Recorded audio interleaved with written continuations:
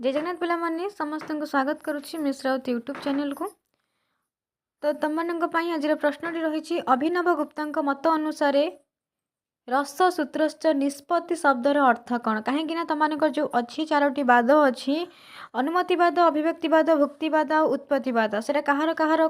स्रष्टा किए तुम समस्त जानी मुझे क्लास करी आउ थे रसर उपर तुम गोटे क्लास मुझेदेवी जोटा कि तुम कौन इंपोर्टेंट सर्ट क्वेश्चन पड़ो ठीक अच्छे। तो ये जो प्रश्नटी रही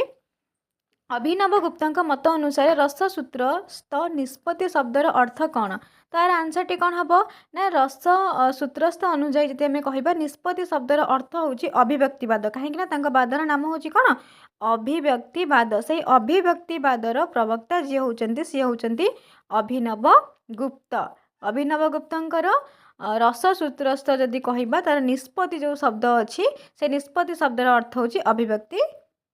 ठीक अच्छे।